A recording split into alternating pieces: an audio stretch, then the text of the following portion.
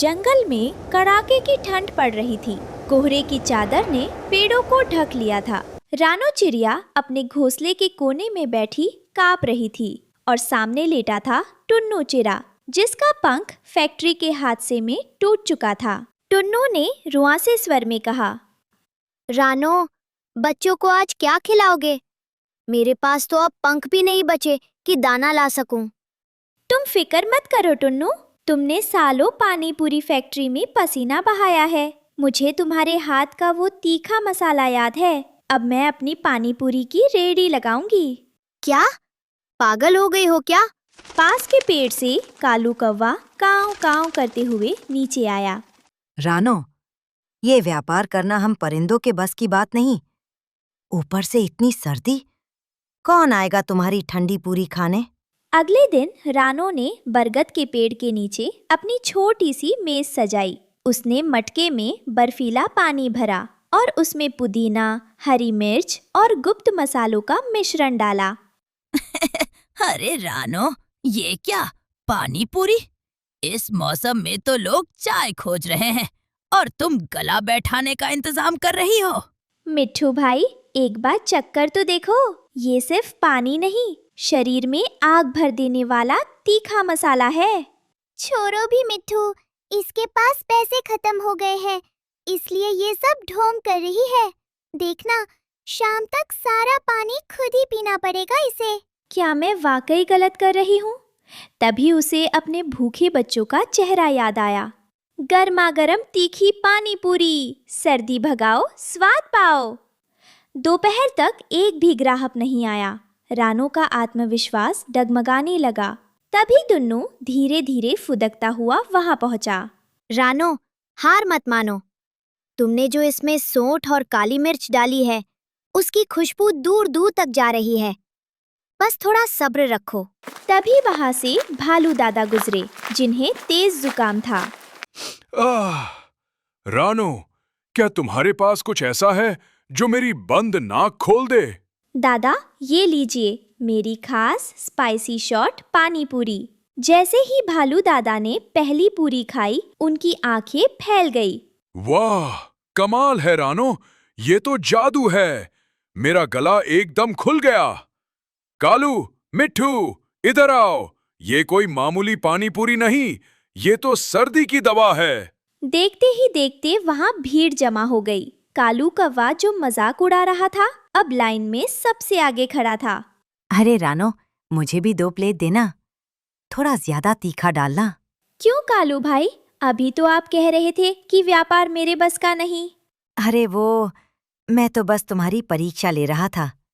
सच में, ऐसा स्वाद पूरे जंगल में कहीं नहीं है। टुनटुनी चिड़िया भी चुपचाप कोने में खड़ी देख रही थी। टुनटुनी बहन, चक्कर देखो। हम पंछियों की असली ताकत एक दूसरे को नीचा दिखाने में नहीं, बल्कि मुश्किल में साथ देने में है। मुझे माफ कर दो रानो, तुम्हारी मेहनत ने मेरी सोच बदल दी। महीनों बीत गए। अब रानो की पानी पूरी की दुकान जंगल का सबसे मशहूर अड्डा बन चुकी थी। उसने अब 2 और बेरोजगार चिड़ियों को काम पर रख लिया था। टुन्नू अब हिसाब किताब संभालता था। एक शाम जब सूरज ढल रहा था, रानो, तुमने सिर्फ हमारा घर नहीं संभाला, बल्कि जंगल के उन परिंदों को भी रास्ता दिखाया जो किस्मत के भरोसे बैठे थे। टुन्नू, जब तक हमारे पास अपनों का साथ और खुद पर भरोसा है, कोई भी सर्दी हमारे इरादों को जमा नहीं सकती। बस मेहनत का मसाला सही होना चाहिए। रानो चिड़िया की सफलता की गूंज अब केवल उस बरगद के पेड़ तक सीमित नहीं थी। उसकी तीखी पानी पूरी का स्वाद हवा के झोंकों के साथ पड़ोस के जंगल तक पहुंच चुका था। आसमान में काले बादल छाए थे और बारिश की पहली बूंदें गिरने ही वाली थी।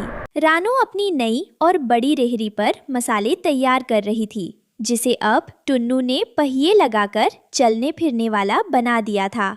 रानो, रानो, अनर्थ हो गया। नीलगिरी जंगल के राजा शेर खान के सिपाही इधर ही आ रहे हैं। सुना है उन्हें किसी ने तुम्हारी पानी पूरी के बारे में बताया है और वे बहुत गुस्से में हैं। रानो, चलो यहाँ से भाग चलते हैं। बड़े लोगों का स्वाद बिगड़ गया तो हमारी खैर नहीं। भागना समाधान नहीं है टुन्नू। अगर राजा आ रहे हैं तो उनका स्वागत स्वाद से करेंगे, डरने की क्या बात। तभी झाड़ियों को चीरते हुए शेर खान आए। कौन है वो चिड़िया जिसका जिक्र शहर के बाजारों तक हो रहा है? क्या तुम्हारी ये छोटी सी पूरी मेरी भूख मिटा पाएगी? महाराज, भूख तो मांस मिटाता है, लेकिन ये पानी पूरी आपकी रूह को तृप्त कर देगी। बस एक बार आजमा कर देखें। रानो ने पूरी में उबले चने, थोड़ा सा सॉल्ट और अपना सीक्रेट स्पाइसी पानी भरा। शेर खान ने उसे अपने पंजे से धीरे से उठाया और मुंह में रखा। पूरा जंगल सांस रोककर देख रहा था। अचानक शेर खान की आंखें चमक उठीं। उफ, ये तीखापन, ये खटास। रानो, तुमने तो मेरे गले की सारी सुस्ती ही उड़ा दी। मुझे और चाहिए। देखा, मैंने कहा था ना, रानो का मुकाबला कोई नहीं कर सकता। शेर खान ने रानो को अपने राज्य में शाही स्नैक पार्टनर बनने का न्योता दिया। अब रानो के पास चुनौती बड़ी थी। उसे बड़े पैमाने पर उत्पादन करना था। रानो, मैं और मेरी सहेलियां भी काम देना चाहती है। हम सब बेरोजगार हैं। क्या तुम हमें सिखाओगी? बिल्कुल टुनटुनी, अब हम एक महिला सहकारी समिति बनाएंगे। तुम लोग पूरियां तलोगी, मिट्ठू भाई होम डिलीवरी संभालेंगे और कालू भाई मार्केटिंग करेंगे। मार्केटिंग? वो क्या होता है? मतलब तुम हर पेड़ पर जाकर काऊ काऊ करके सबको बताओगे कि रानो की तीखी पानी पूरी अब हर जंगल में उपलब्ध है। रानो की तरक्की देखकर कुछ दुष्टबाज जलने लगे। उन्होंने रात के अंधेरे में रानो के मसालों के गोदाम में पानी डालने की योजना बनाई। अगर इसके मसाले खराब हो गए तो शेर खान इसे जंगल से निकाल देंगे। लेकिन रानो सतर्क थी। उसने गोदाम की रखवाली के लिए उन कुत्तों और बिल्लियों को काम पर रखा था, जिन्हें वो रोज बची हुई पूरियां खिलाती थी। जैसे ही बाजों ने हमला किया, वफादार बिल्लियों ने उन्हें खदेड़ दिया। दोस्तों, सफलता केवल पैसे कमाने का नाम नहीं है। सफलता तब है जब आपके साथ साथ दूसरों का चूल्हा भी जले। आज से हम हर शनिवार फ्री पानी पूरी उन पक्षियों को खिलाएंगे जो बीमार या बूढ़े हैं। आज रानो के पास खुद की पूरी फैक्ट्री थी, जहां सैकड़ों पक्षी काम करते थे। टुन्नू का टूटा पंख अब काफी ठीक हो गया था और वो गर्व से अपनी पत्नी को देखता था। रानो, तुमने साबित कर दिया कि एक छोटी सी चिड़िया भी अगर ठान ले तो वो आसमान छू सकती है। मैंने कुछ नहीं किया टुन्नू, ये सब तुम्हारी प्रेरणा और हमारे इन दोस्तों का साथ है। याद रखना, स्वाद जुबान पर नहीं, नियत में होता है। पूरा जंगल अब रानो को पानी पूरी क्वीन के नाम से जानता था और उस ठंडी सर्दी से शुरू हुआ सफर अब एक सुनहरी धूप में तब्दील हो चुका था। इस कहानी से हमें सीख मिलती है कि संघर्ष की आँच ही इंसान के हुनर को निखारती है।